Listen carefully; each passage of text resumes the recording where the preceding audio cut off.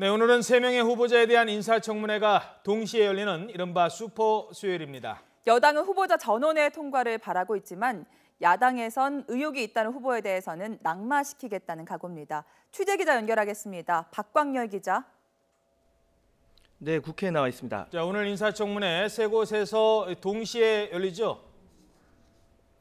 네, 문재인 정부 초반 전국의 흐름을 좌우할 수 있는 또 6월 임시국회의 초반 분위기를 결정지을 수 있는 인사청문회가 오늘 3건이 연달아 열립니다.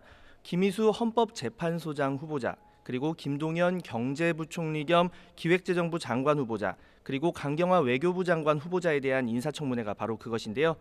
여기에 김부겸 행자부 장관 후보자, 조정환 문체부 장관 후보자, 김영춘 해수부 장관 후보자, 김현미 국토부 장관 후보자 청문회 실시를 위한 각 상임위별 논의도 진행됩니다.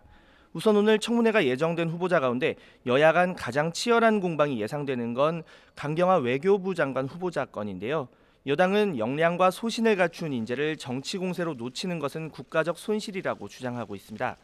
반면 야당은 자녀 위장 전입과 증여세 늑장 납부 등 의혹이 제기되는 강 후보를 낙마 대상 1호로 보고 청문회에서 관련 질의를 이어간다는 방침입니다. 애초 무난한 처리가 예상됐던 김희수 후보자 역시 변수인데요. 야권 안팎에서 김희수 헌법재판소장 후보자가 군 법무관 시절 5.18 관련 재판에 참여했고 또 계엄사령관 표창을 받았다는 지적이 나오고 있습니다.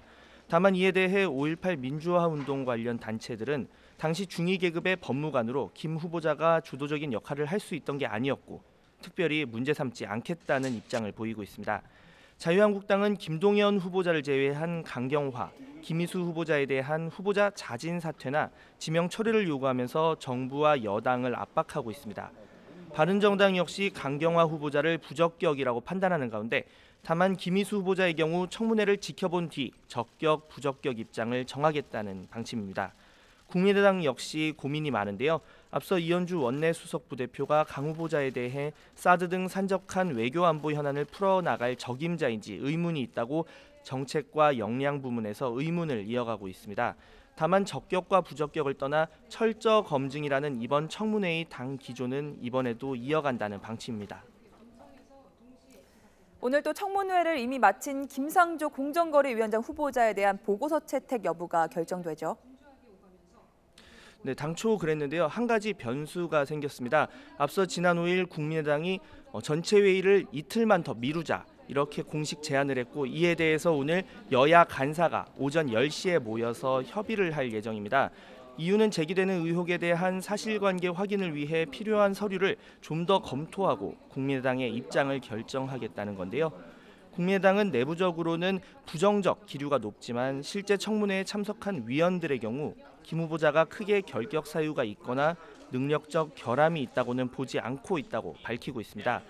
다만 기본적 사실조회는 마지막까지 서류 작업을 통해 확인을 해야 하니 이 뒤 의견을 종합하자 이런 입장을 밝히고 있습니다. 하지만 자유한국당과 바른정당은 여전히 강경한 입장입니다. 특히 자유한국당 측은 만일 김상조 후보에 대한 임명을 강행하면 대통령이 말했던 협치는 더는 없다고 밝히면서 자칫 6월 임시국회가 초반부터 파열음이 들릴 가능성도 배제할 수 없습니다. 물론 장관급 국무위원의 경우 국회 동의 절차가 필요 없기 때문에 야당의 동의가 없더라도 임명을 할 수는 있습니다. 다만 여소야대 정국 속 대통령과 여당이 강조해온 협치를 위해서라도 마지막까지 설득을 위해 온 힘을 쏟는다는 방침인데요. 물론 이렇게 인사 과정이 길어지는 과정에서 생길 수 있는 국정 공백 역시 우려하는 부분입니다. 어쨌든 일자리 추경과 정부 조직 개편안 등의 처리를 위해서도 마지막까지 여야가 서로 이견을 조율하고 합의점을 찾는 것은 중요해 보입니다. 지금까지 국회에서 YTN 박광열입니다.